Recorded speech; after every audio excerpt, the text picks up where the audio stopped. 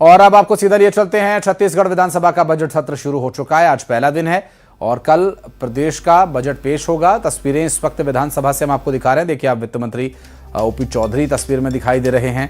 अन्य और ये देखिए, कवासी लखमा भी पहुंच चुके हैं सदन में हिस्सा लेने के लिए। रामविचार नेताम समेत अन्य सदस्य भी सदन में दिखाई दे रहे हैं, सदन की कार्रवाई में हिस्सा लेने के लिए पहुंचे हैं। और ये छत्तीसगढ़ विधानसभा की तस्वीरें हम आपको दिखा रहे हैं। इस वक्त सदन की कार्रवाई शुरू हो चुकी है और आज क्योंकि बहुत लंबा समय नहीं होगा, चर्चा ज़्यादा लंबी नहीं चलेगी, लेकिन जिस तरह सत्र की शुरुआत हुई है, अब इस वक्त अब से कुछ ही देर में और भी बातचीत और चर्चा किए जाने, क्योंकि आज आर्थिक सर्वेक्षण भी पेश होना संभवतः है। तो ऐसे में देखना होगा कि आर्थिक सर्वेक्षण में क्या कुछ पेश होगा और बजट की एक जो है झलक उसमें दिखती है आर्थिक सर्वेक्षण में, और क्या आर्थिक सर्वेक्षण में प्रस्तुत किया जाता है देखने का विषय होगा। बजट में आने वाले समय में कुल 15 बैठकें होनी हैं। 20 मार्च तक लगभग ये बजट सत्र चलने वाला है और कल वित्त मंत्री ओपी चौधरी बजट पेश भी करेंगे।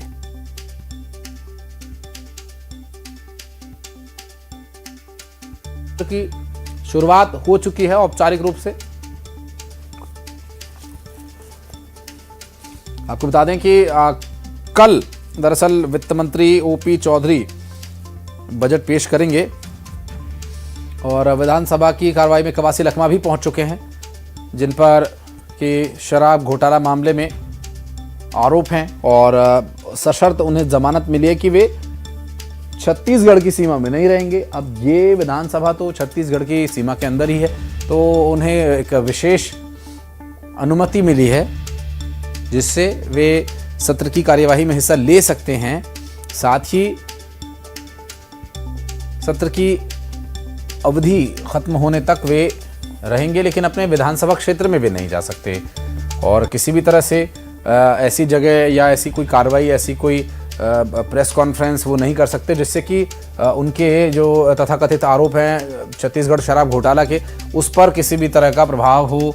और ऐसी कोई प्रेस कॉन्फ्रेंस, मीडिया को बयान वो नहीं दे सकते हैं। ऐसी शर्त के साथ कोर्ट ने उन्हें जमानत दी है और जब तक सत्र शुरू नहीं हुआ था वे छत्तीसगढ़ की सीमा से बाहर रह रहे थे और अपनी विधानसभा में भी, अपनी कॉन्स्टिट्यूंसी में भी वे नहीं जा सकते हैं। ये सभी शर्तें तो कोर्ट की हैं ही, लेकिन अब वो कार्रवाई के लिए सदन में पहुंचे हैं। तो देखिए, अब पहुंच चुके हैं प्रदेश के राज्यपाल रामंडेका और उनके साथ प्रदेश के मुख्यमंत्री और नेता प्रतिपक्ष दोनों ही मौजूद हैं। मुख्यमंत्री विष्णुदेव साय और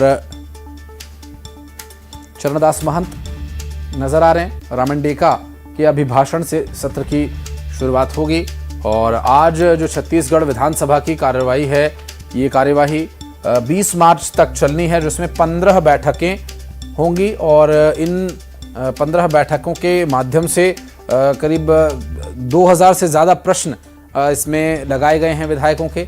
और इस पूरे सत्र के दौरान छत्तीसगढ़ विधानसभा में प्रदेश के विकास के संबंध में निर्णय लिए जाएं, प्रदेश की जनता को आने वाले निकट भविष्य में बेहतर छत्तीसगढ़ देखने को मिले, अच्छा स्वास्थ्य, बेहतर शिक्षा, सड़कें, बिजली, पानी, पश्चात राष्ट्रगान एवं तत्पश्चात राष्ट्रगीत अरबा पैरी के धार होगा। माननीय सदस्य सुन रहे थे।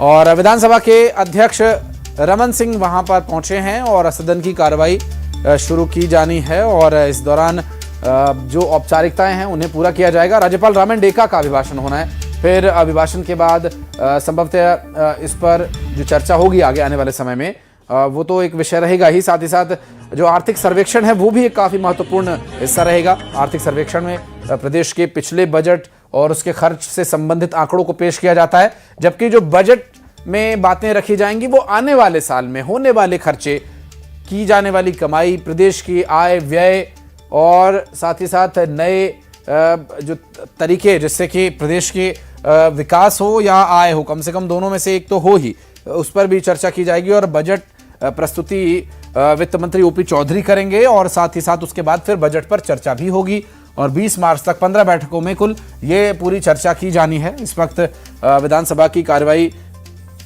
की औपचारिक शुरुआत हो रही है और राज्यपाल भी पहुंच चुके हैं, मुख्यमंत्री, नेता प्रतिपक्ष सभी पहुंच चुके हैं। तस्वीरों में आप देख सकते हैं सभी माननीय सदस्य सदन में उपस्थित हैं और साथ ही कवासी लखमा जो कि अभी तक जेल में थे, सशर्त जमानत मिली है, तो सदन की कार्रवाई में हिस्सा लेने के लिए वे भी पहुंच चुके हैं। अब से कुछ ही क्षणों में कार्रवाई शुरू होगी। राज्यपाल राम मेंढे छत्तीसगढ़ विकास के संबंध में क्या कुछ बातें रखते हैं, देखने का विषय होगा। राज्य की सरकार के लिए क्या वो बातें होंगी। एक तरफ जो नक्सलवाद की चुनौती है, शिक्षा स्वास्थ्य व्यवस्था की चुनौती है, उन सभी विषयों पर, भ्रष्टाचार को लेकर जो तथाकथित अब तक घटनाएं हुई जिसमें शराब घोटाला हो या उससे पहले की गड़बड़ियों का जो जिक्र होता रहा है, उस पर भी लगभग सदन में हंगामे आगे देखने को मिलेंगे। उम्मीद ये की जा रही है कि हंगामे के साथ साथ थोड़ा काम भी हो, सिर्फ हंगामा करना मकसद नहीं होना चाहिए।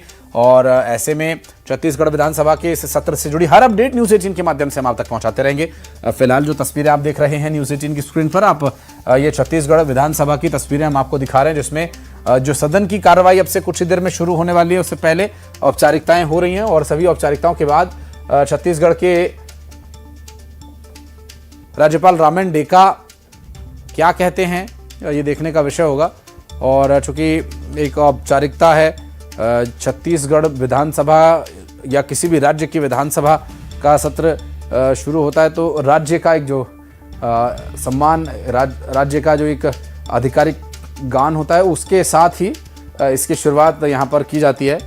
तो छत्तीसगढ़ी संस्कृति को परिलक्षित करता वो गीत यहाँ पर बजाया जाता है, उसके सम्मान में सभी सावधान की मुद्रा में वहाँ खड़े हैं और विधानसभा की कार्रवाई में कवासी लखमा भी पहुंचे हैं। कुछ ही देर में अब ये कार्रवाई शुरू होगी। राज्यपाल राम मेंढे के द्वारा इस पूरे बजट सत्र के लिए क्या कुछ निर्देश होंगे अपने अभिभाषण में, जब वो इस पर बात रखेंगे तो स्थिति और स्पष्ट होगी। साथ ही उनके द्वारा विपक्ष के लिए क्या कुछ कहा जाता है या क्या निर्देश रह सकते हैं, क्या राज्यपाल के द्वारा ऐसे समय पर, अब चूंकि सभी जो सदस्य हैं उनके लिए एक समान है, एक संवैधानिक पद है राज्यपाल का, तो ऐसे में उनके लिए चाहे नेता प्रतिपक्ष हो चाहे मुख्यमंत्री, किसी की जिम्मेदारी प्रदेश को चलाने की है तो किसी की जिम्मेदारी उसकी निगरानी करने की है। तो दोनों ही की जिम्मेदारी अहम है और महत्वपूर्ण भूमिका दोनों की रहती है। प्रदेश दोनों के ऊपर भरोसा करता है, प्रदेश की जनता ने दोनों पर भरोसा जताया है। तो ये दोनों पक्षों को सदन की कार्रवाई को न सिर्फ सुचारू रूप से चलाना होगा बल्कि इस कार्रवाई को प्रदेश के हित में बनाए रखना बहुत जरूरी है। छत्तीसगढ़ विधानसभा के इस सत्र की शुरुआत औपचारिक रूप से हो चुकी है। कल प्रदेश के वित्त मंत्री ओपी चौधरी बजट पेश करेंगे और देखना होगा कि आर्थिक सर्वेक्षण में वे आज क्या कुछ कहते हैं, क्योंकि आर्थिक सर्वेक्षण जो एक छवि प्रस्तुत करता है, एक तरह का खाका खींचता है कि आने वाले बजट में किन बातों पर ध्यान दिए जाने की आवश्यकता है। उससे पहले भी सबसे महत्वपूर्ण एक जो बात है वो राज्यपाल का अभिभाषण रहेगा, जिस पर चर्चा भी आगे होनी है। लेकिन राज्यपाल का अभिभाषण में क्या और किस तरह से जिक्र रहता है, किन विषयों पर, यह भी देखने का विषय होगा। चूंकि छत्तीसगढ़ के विधानसभा सत्र की जो कार्रवाई है औपचारिक रूप से शुरू हो चुकी है और अभी जो तस्वीरें हम आपको दिखा रहे हैं छत्तीसगढ़ विधानसभा से औपचारिक शुरुआत विधानसभा सत्र की 20 मार्च तक दरअसल ये कार्रवाई चलनी है और इस सत्र की कार्रवाई में होने वाली 15 बैठकों में सभी सदस्य हिस्सा लेंगे। 2000 से ज़्यादा प्रश्न लगाए गए हैं छत्तीसगढ़ विधानसभा के बजट सत्र के इस अवधि में। करीब 15 बैठकें होंगी। उन बैठकों में उन सभी प्रश्नों के क्या सही से उत्तर मिल पाएंगे, क्या ये समय पर्याप्त होगा, ये तो बहरहाल आने वाला वक्त ही बताएगा। लेकिन वर्तमान समय में ये काफ़ी महत्वपूर्ण रहेगा कि सभी जो सदस्य हैं वो सही तरीके से सदन में जनता की आवाज़ उठाएं। जिस क्षेत्र से उन्हें चुनकर प्रदेश की जनता ने भेजा है उस क्षेत्र की समस्याओं के संबंध में वो ठीक तरीके से प्रश्न कर सकें और सकारात्मक तरीके से सदन की कार्रवाई को चलाया जा सके, ये भी महत्वपूर्ण रहेगा। और अभी जिस तरह छत्तीसगढ़ में जो चुनौतियां हैं उन चुनौतियों से किस तरह पार पाया जा सकता है, ये भी देखने का विषय होगा। फिलहाल आपको बता दें कि औपचारिक शुरुआत हो चुकी है छत्तीसगढ़ विधानसभा के बजट सत्र की तस्वीरें हम आपको दिखा रहे हैं और इस वक्त रमन सिंह क्या कह रहे हैं सुनवाते हैं आपको।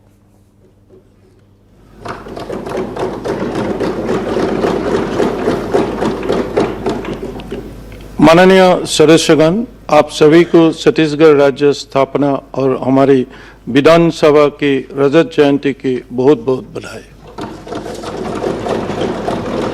राज्य स्थापना की रजत जयंती के अवसर पर माननीय प्रधानमंत्री श्री नरेंद्र मोदी जी की कर कमलों से हमारी विधानसभा के नवीन भवन का लोकार्पण हुआ। आप सभी को लोकतंत्र के मंदिर इस नए भवन की हार्दिक शुभकामनाएं। प्रदेश की सप्तम विधानसभा के वर्ष 2026 में आयोजित इस प्रथम सत्र में आप सभी का हार्दिक अभिनंदन है। अब हमारे प्रदेश की विकसित राज्य की ओर अपना नया सफर शुरू किया है। सामूहिक प्रयत्न और संकल्प से निश्चित रूप से हम वर्ष 2047 तक विकसित राज्य का लक्ष्य प्राप्त करेंगे। भारत रत्न पूर्व प्रधानमंत्री स्वर्गीय अटल बिहारी वाजपेयी जी ने हमारे राज्य का निर्माण किया। उन्होंने जिस संकल्पता की लेकर छत्तीसगढ़ बनाया, उससे पूरा देश देखकर बहुत खुशी होती है। छत्तीसगढ़ में विकास की असीम संभावना है। यहाँ की सरल, सहज और मेहनत कर जनता की बदौलत मेरी सरकार इन संभावनाओं को साकार करने के दिशा में कड़ी मेहनत कर रही है। मेरी सरकार की सर्वोच्च प्राथमिकता अंत्योदय का कल्याण है। मेरी सरकार के प्रत्येक नीति में यह सुनिश्चित की है, इसके लागू होने से आखिरी पंक्ति में खड़े नागरिक को किसी तरह से लाभ मिलेगा। जब इस सोच के अनुरूप नीति बनाती है तो समावेशी विकास की दिशा में कदम स्वतः बढ़ जाते हैं। समावेशी विकास में महिला सशक्तिकरण की महत्वपूर्ण भूमिका है। मातृशक्ति की सशक्त बनाने मेरी सरकार की प्राथमिकता है। इसी सोच के साथ इस वर्ष की महतारी गौरव वर्ष के रूप में मनाया जा रही है। सामाजिक कल्याण के साथ तीव्र आर्थिक विकास के लक्ष्य के ध्यान में रखते हुए नए जमाने के अनुरूप मेरी सरकार में नवाचार भी क्या है, जिसका व्यापक असर प्रदेश के आर्थिक विकास के आंकड़ों में नजर आता है। माननीय सदस्यगण, विकास छत्तीसगढ़ और विकसित भारत का सपना तभी साकार होगा जब किसान मजबूत और समृद्धि होंगे। इसलिए मेरी सरकार उन्हें आधुनिक तकनीक से जोड़ने, फसल का उचित मूल्य दिलाने और बाजार तक उनकी आसान पहुंच सुनिश्चित करने के लिए निरंतर काम कर रहे हैं। इस वर्ष 25,26,000 किसानों से समर्थन मूल्य पर 141.0 लाख मीट्रिक टन धान खरीदा गया है और 33,431 करोड़ रुपए का भुगतान किया है। मेरी सरकार ने कृषक उन्नति योजना के तहत होली से पहले किसानों को 10,292 करोड़ रुपए का भुगतान करने का निर्णय लिया है। केंद्र से प्रधानमंत्री श्री नरेंद्र मोदी जी की सरकार भी किसान हितैषी सरकार है। छत्तीसगढ़ के 26,72,000 किसानों को प्रधानमंत्री किसान सम्मान निधि का लाभ मिल रहा है। मेरी सरकार के कल्याणकारी दायरे में भूमिहीन कृषक मजदूर भी शामिल है। राज्य के 5 लाख से अधिक भूमिहीन कृषि मजदूरों को दीनदयाल उपाध्याय भूमिहीन कृषि मजदूर कल्याण योजना के तहत सालाना 10,000 रुपये दिए जा रहा है। मेरी सरकार गुणवत्तापूर्ण बीज किसानों के उपलब्ध कराने के दिशा में पुख्ता काम कर रही है। बीज उत्पादन में प्रदेश के आत्मनिर्भर बनाने, अनुसूचित जनजाति एवं महिला वर्ग के किसानों के प्रमाणीकरण शुल्क 100% अनुदान दिया जा रहा है। 2 साल में 21 लाख क्विंटल प्रमाणित बीज वितरित किए गए हैं। हमारे किसान भाइयों द्वारा उपजाया खाद्यान्न निर्यात के माध्यम से विदेशी तक अधिकाधिक पहुंचाया जाए, इसके लिए मेरी सरकार ऐसे तकनीक के ऊपर काम कर रही है जिससे खाद्यान्नों की सेल्फ लाइफ बढ़ाया जा सके। इसके लिए इंदिरा गांधी कृषि विश्वविद्यालय रायपुर से भाभा परमाणु अनुसंधान केंद्र की सहायता से 6 करोड़ रुपए की 06 करोड़ रुपए की लागत से सेंटर ऑफ एक्सेलेंस की स्थापना की जा रही है। दुनिया भर में खेती किसानों की तकनीक बदल रही है। कृषि शोध में लगे अध्यापकों और छात्रों को मेरी सरकार द्वारा निरंतर एक्सपोजर विजिट भी कराया जा रहा है। प्रदेश में दलहन और तिलहन की फसलों का बढ़ावा देने मेरी सरकार प्रतिबद्ध है।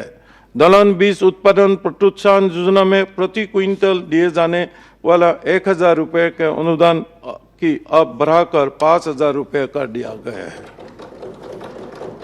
अंगठी बीज संवर्धन योजना के तहत तिलहनी फसलों की उत्पादन एवं वितरण पर अनुदान राशि 1,000 रुपये से बढ़कर प्रति क्विंटल 15